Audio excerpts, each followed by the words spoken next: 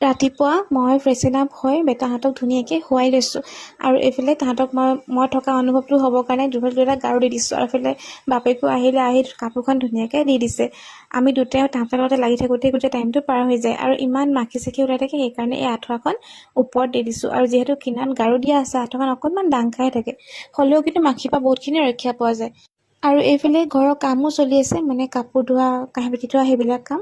আৰু এয়া বেটাক মই লৈ আছোঁ, ডাঙৰ বেটাক। তাৰমানে আজি ডাঙৰ বেটাৰ বিচনাত থকাই নাই, কোচত থাকিবলৈ বিচাৰি আছে, সেইকাৰণে মই কোচত লৈ অকণমান শুৱাই আছোঁ। আৰু তাৰপিছত এইফালে নানীয়ে আকৌ বনাই আছে মোৰ কাৰণে তৰকাৰী। নানী আছে যিহেতুকে, সেইকাৰণে মোৰ বহুতখিনি সুবিধা হৈছে। এতিয়া আকৌ মই বেটাক লৈ তছবি লৈ আছোঁ। তছবি মানে মোৰ তছবি গুণা যোনটো মেচিন আছে, সেইটো দিয়ে মই এনেই তছবি কৰিয়ে থাকোঁ বাৰু। আৰু আজি শুকুৰবাৰ আছিলে, এই হাজবেণ্ড নামাজ পঢ়ি আহিলে, নানীয়ে নামাজ পঢ়ি আছে, আৰু এইফালে আৰফিদৰ ভাইটিও নামাজ পঢ়ি গুচি আহিলে। তাৰপিছত পাছবেলা সময়ত বেটাহঁতক খুৱাই এতিয়া মই কাপোৰখিনি ভৰাবলৈ আহিছোঁ। এতিয়াতো বেটাহঁতৰ কাপোৰে গোটেইখন ভৰ্তি হৈ থাকে, আৰু ভৰাবলৈও বেটাহঁতৰ কাপোৰে লাগে। আমাৰ কাপোৰ যে নোলায় এনেকুৱাই ফিল হয়, মানে তাহাঁতৰ কাপোৰ গোটেইখন যে।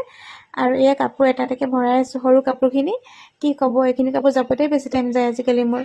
আৰু আজি মিনি ব্লগত ইমানেই আছিলে, আকৌ লগ পাম দেই, বাই।